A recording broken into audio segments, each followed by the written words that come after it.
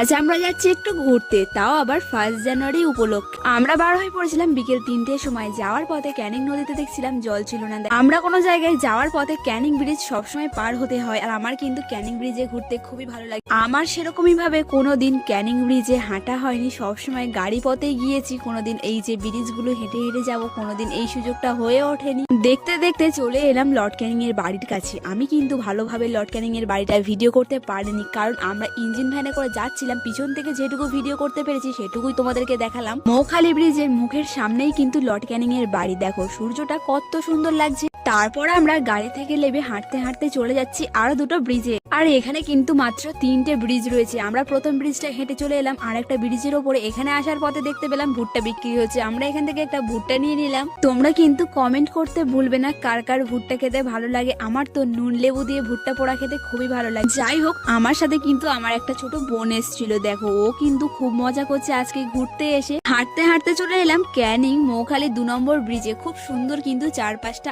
ব্রিজটা খুবই সুন্দর ছিল। তার চেয়েও বেশি সুন্দর যেটা ছিল এই যে প্রকৃতি, চারদিকে এত সুন্দর সবুজ সবুজ গাছপালা। ফোনেতে হয়তো অতটাও সুন্দর দেখাচ্ছে না। আমি সবসময় অনেকের মুখে শুনেছিলাম যে ক্যানিং মৌখালি ব্রিজ খুবই সুন্দর, একবার গিয়ে ঘুরে আসবি। আমার তেমন ভাবে কোনোদিন আসা হয়নি, আজকে এসে বুঝলাম যে কতটা সুন্দর। আর একটা জিনিস যেটা আমার খুবই হাসি পাচ্ছিল, যে একটা টোটোর মধ্যে অনেক ছেলেরা নাচানাচি করে যাচ্ছিল।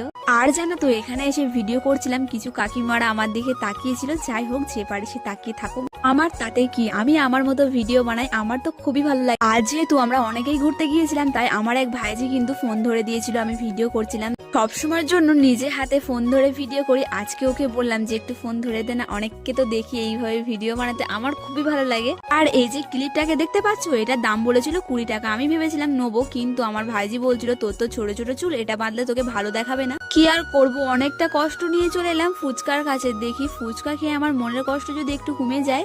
আর একটা আমার খুবই অভ্যাস খারাপ রয়েছে, যেটা হলো কোনো জায়গায় গেলে ফুচকা দেখলে আমার অবশ্যই খেতে হবে। এটা টেস্ট করবো যে আমাদের গ্রামে ফুচকাটা বেশি খেতে ভালো না এখানেকার ফুচকাটা বেশি খেতে ভালো।